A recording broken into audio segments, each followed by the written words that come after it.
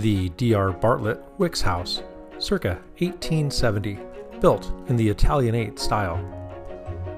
This house was built in the 1870s by D.R. Bartlett, a local dentist. His dental office and his home were both in this house.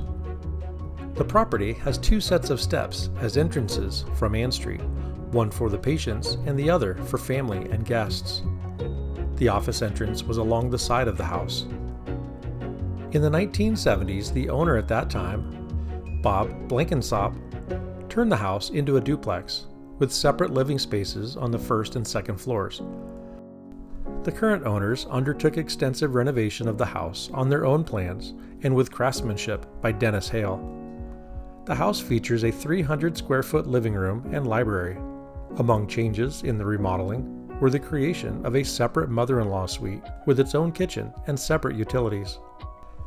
The second floor continues to be a separate apartment of 1,700 square feet. Although the third floor was originally only an attic area, the current owners have added paneled wainscoting, archways, columns, and crown molding.